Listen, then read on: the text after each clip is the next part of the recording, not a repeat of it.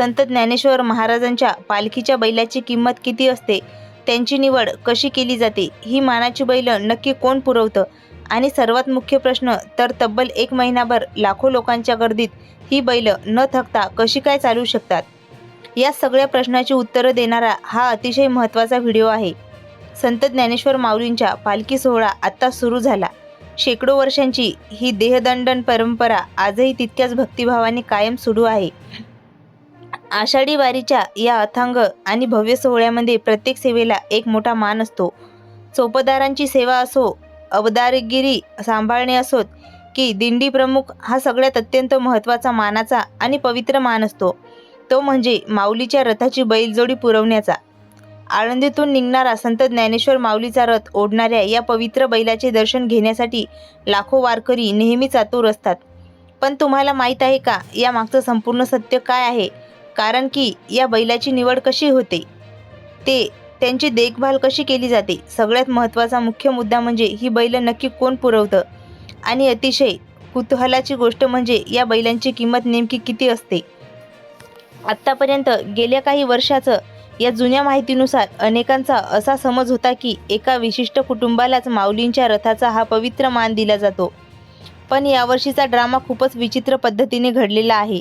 कारण या मानासाठी 2 कुटुंबातील लोक चक्क उपोषणाला बसले होते. अखेर आळंदी देवस्थान ट्रस्टने यावर एक सुवर्णमध्य आणि तोडफा काढला आणि यावर्षी दोन्ही कुटुंबाच्या बैलजोड्या यांना मान देण्यात आला. पण ही प्रथा नेमकी काय आहे? कोणत्या कुटुंबाकडे या बैलजोडीचा खरा मान असतो? वारीसाठी ही बैल कशी तयार केली जातात, त्यासाठी ठेवणं कशी असते आणि सगळ्यात अचंबित करणारी गोष्ट म्हणजे तब्बल 3.5 टनाचा हा भव्य रथ लाखो लोकांच्या गर्दीत ही बैल महिनाभर कशी काय ओढू शकतात, त्यांची निवड कशा पद्धतीने केली जाते हे जाणून घेणे अतिशय महत्त्वाचं आहे. यंदा या पवित्र रथाचं सारथ्य करण्याची जी सेवा आहे ती पांडुरंग दत्तात्रय रानवडे यांच्या कुटुंबाला मिळालेली आहे. विज्ञानाच्या या प्रगत युगात जेव्हा एकापेक्षा एक आधुनिक गाड्या उपलब्ध आहेत, तेव्हा माऊलीचा भव्य रथ केवळ पारंपरिक पद्धतीने खिलार बैलजोडीनेच का ओढला जातो? अखेर रानवडे यांनीच यामागचं संपूर्ण रहस्यमय सांगितले आहे. या बैलाच्या निवडीपासून ते त्यांच्या किमतीपर्यंतच्या सगळ्या गोष्टी आपण टप्प्याटप्प्याने जाणून घेतोय.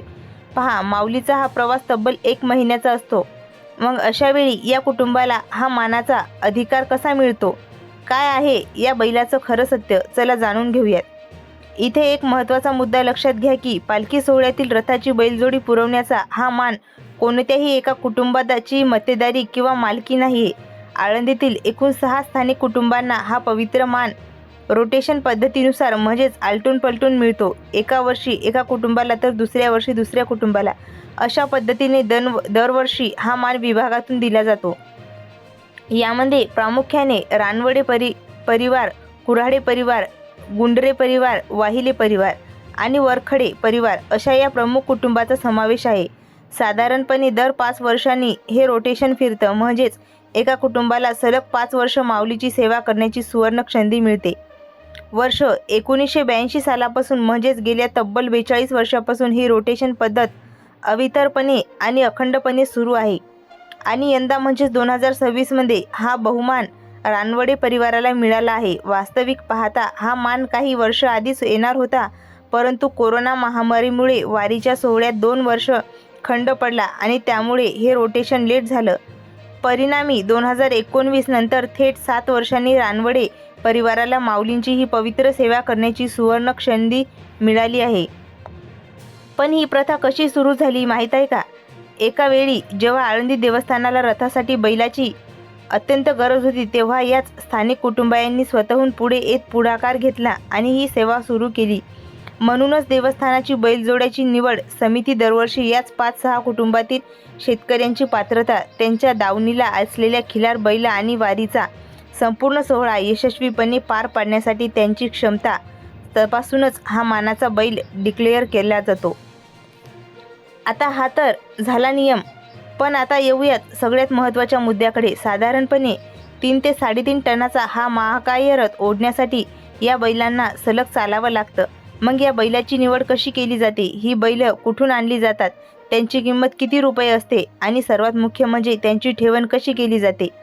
त्यांना असं काय खाऊ पिऊ घातलं जातं ज्यामुळे या बैलामध्ये एवढी अद्भुत ताकद येते?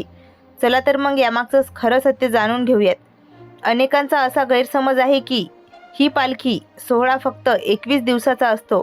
पण एक गोष्ट नीट लक्षात घ्या, नुकताच म्हणजेच 8 जुलै 2026 रोजी आळंदीतून निघालेला हा सोहळा जेव्हा पंढरपूरला पोहोचतो तेव्हा तिथेच संपत नाही. पांडुरंगाच्या दर्शनानंतर हेच बैल माऊलीच्या पादुका रथात ठेवून पुन्हा पाठीमागे आळंदीत घेऊन येतात.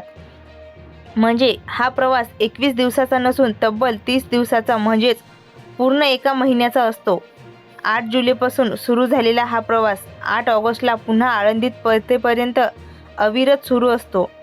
आणि या संपूर्ण महिनाभराच्या प्रवासात या बैलाची दिनचर्या कशी काय माहिती आहे का? दररोज सकाळी 6 वाजल्यापासून या बैलांना आपल्या खांद्यावर रथाचं जड जू घ्यावं लागतं. त्यानंतर दुपारी 1 वाजेपर्यंत सलग चाचल्यानंतर जेवणासाठी आणि काही वेळ विसाव्यासाठी त्यांना विश्रांती दिली जाते. दुपारच्या विसाव्यानंतर पुन्हा सकाळी 6 ते 8 वाजेपर्यंत जोपर्यंत माऊलीची पालखी मुक्कामाच्या ठिकाणी पोहोचत नाही तोपर्यंत हे बैल निरंतर आणि अखंड चालत असतात. आता विचार करा, ज्या रथाचं वजन तब्बल 3 ते 3.5 टन आहे तो भव्य रथ ओढण्यासाठी या बैलाची पूर्वतयारी कशी केली जात असेल? ही तयारी वारीच्या 2 ते 3 महिने आधीच अगदी वेगळ्या पद्धतीने सुरू होते. यंदा जुलै महिन्यात आषाढी एकादशी असल्यामुळे या बैलाचं ट्रेनिंग चक्क मार्च महिन्यापासून म्हणजेच भर उन्हाळ्यात सुरू झालं होतं. उन्हाळ्याच्या कडक दिवसात सकाळी 3 ते 3.5 तास आणि दुपारी 4 ते संध्याकाळी 7 वाजेपर्यंत या बैलाकडून शेतीची अत्यंत कठीण कामे करून घेतली जातात. जसे की ऊन फोडणी, बांधणी आणि उकळणी. या कठोर मेहनतीमुळे बैलांचा दम निघत नाही, त्यांची सहनशक्ती वाढते आणि त्यांचे स्नायू लोखंडासारखे मजबूत होतात. पण मग या 30 दिवसाच्या प्रवासात या बैलांची काळजी कशी घेतली जाते? वारीच्या दरम्यान त्यांचा आहार कसा असतो? तर या संपूर्ण महिनाभराच्या प्रवासात बैलांच्या खाण्यापिण्याची आणि आरोग्याची अगदी शाही व्यवस्था असते. वारीमध्ये त्यांच्यासाठी सुक्या आणि ओल्या चाऱ्याने भरलेला एक संपूर्ण स्वतंत्र टेम्पो सलग सोबत चालत असतो. या बैलाच्या शाही आहारात मक्याची ओली कणीस, बीट, सरकी पेंड आणि गुळी पेंड यासारख्या अतिशय उच्च दर्जाच्या खुराकाचा समावेश असतो. एवढंच नाही तर प्रवासादरम्यान माऊलीच्या भक्तीचं लीन झालेले अनेक भाविकांनी अत्यंत प्रेमाने या बैलासाठी चारा घेऊन येतात.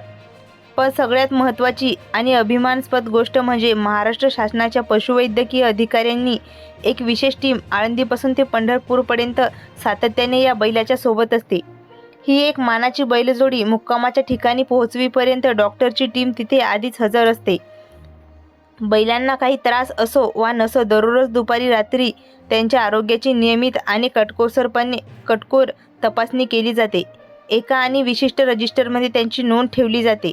लाखो भाविकांच्या गर्दीत टाळ मृदंगाच्या आणि ढोल ताशांच्या कडक आवाजात हे बैल बिथरू नयेत म्हणून त्यांना एक आवाजाची सवय खूप आधीपासून केली जाते. संपूर्ण प्रवासात त्यांना एक योग्य लयीन चालावत वेळोवेळी त्यांची मालिश केली जाते म्हणून पुरेशी विश्रांती देऊन त्यांना अगदी राजासारखं सांभाळलं जातं. चला तर आता वळूयात त्या मुख्य प्रश्नाकडे ज्याची तुम्ही अगदी उत्सुकतेने वाट पाहतात. यावर्षी रथाला जोडलेल्या बैलांची निवड कशी झाली? या सेवेसाठी शेतकऱ्यांची किंमत किती मोजावी लागली? मित्रांनो, यंदा रानवडे परिवाराने रथासाठी निवडलेल्या या देखण्या बैलजोडीचं नाव आहेत भीम आणि अर्जुन. विशेष म्हणजे ही बैलजोडी त्यांच्या घराच्या गाईचा खोड नसून ती एक थेट कर्नाटक राज्यातून खास शोधून आणि पारखून खरेदी करण्यात आली आहे. पण मग याची किंमत किती होती? कारण माऊलीच्या रथासाठी बैल निवडणं म्हणजे काही केवळ एखादा बलवान प्राणी शोधणं नव्हे, तर त्या बैलाच्या अंगावर राजलक्षणं असणं अत्यंत गरजेचं असतं. त्याचा पांढरशुभ्र रंग, शिंगाची टोकदार ठेवण, शरीराची लांबी रुंदी, पाठीचा मजबूत बाक आणि त्याच्या डोळ्यामधील अद्भुत तेज हे सगळं आधीच अचूक ठराव असतं. तुम्हाला विश्वास बसणार नाही, पण या केवळ एका बैलजोडीच्या निवडीसाठी प्रसिद्ध बैल व्यापारी संतोष कबुरे आणि निलेश शिर्के यांच्या मदतीने चक्क 70 ते 80 वेगवेगळ्या शेतकऱ्यांच्या घरी जाऊन चकरा मारण्यात आल्या. दोन्ही बैलाची अगदी इंच माप घेऊन दोन्ही बैलाची शिंग सारखी आहेत का, त्यांची उंची एकमेकांना मॅच होते का, ते अत्यंत बारकाईचे तपासून अखेर या भीम आणि अर्जुनची मानाची जोडी जमवण्यात आली. आता वळूयात सगळ्यात महत्त्वाच्या मुद्द्याकडे, तो म्हणजे या बैलाची किंमत आणि यामागचं अर्थकारण. अनेकांना असं वाटतं की माऊलीच्या रथासाठी बैल देण्याच्या या सेवेसाठी आळंदी देवस्थानाकडून शेतकऱ्याला लाखो रुपये मिळत असतील. पण मित्रांनो, जर तुम्ही असा विचार करत असाल तर तुम्ही पूर्णपणे चुकीचे आहात. या पवित्र सेवेसाठी देवस्थानाकडून शेतकऱ्याला 1 रुपयाही दिला जात नाही. मिळतो तो फक्त माऊलीचा एक पवित्र मानाचा नारळ आणि वारी दरम्यान राहण्यासाठी एका तंबूची व्यवस्था. या व्यतिरिक्त संपूर्ण एका महिन्याचा वारीचा खर्च, बैलाची खरेदी आणि त्याच्या देखभालीचा संपूर्ण खर्च हा स्वतः शेतकरी कुटुंबालाच करावा लागतो. ही सेवा पूर्णपणे विनामूल्य आणि निस्वार्थ भावनेने केली जाते. तुम्हाला सांगायचं तर गेल्या 1.5 वर्षी धोंडगे पाटील कुटुंबाने दिलेल्या 2 बैलजोड्या राजा आणि प्रधान तसेच संग्राम आणि सावकार त्यांच्यासाठी जवळपास 2.25 लाख म्हणजेच 1,75,000 रुपये मोजले होते. यंदा तर रानवडे कुटुंबाने खरेदी केलेल्या या देखण्या भव्य आणि 6 वर्षाच्या खिलार भीम अर्जुन जोडीची किंमत आजच्या भावानुसार 10 ते 15 लाख रुपयांच्या घरात असण्याची शक्यता आहे. परंतु मित्रांनो, एका खऱ्या शेतकऱ्यांनी आणि वारकऱ्यांसाठी ही किंमत कधीच पैशात मोजता येत नाही.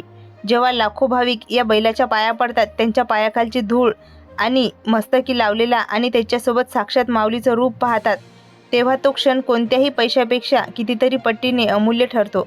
हा त्यांच्यासाठी खर्च नसून पिढ्यानपिढ्याचं स्वप्न आणि माऊलीच्या चरणी अर्पण केलेले अथांग भक्ती आहे. प्रेक्षकांनो, यंदा जेव्हा तुम्ही आषाढी वारीत जाल तेव्हा माऊलीच्या रथाला जोडलेली या पवित्र भीम आणि अर्जुन जोडीचं दर्शन आवर्जून घ्या. तुम्हाला ही माहिती कशी वाटली कमेंट करून नक्की सांगा आणि आपल्या OMT इन्फॉर्मेशन टेक चॅनलला सबस्क्राईब करायला अजिबात विसरू नका. जय हरी.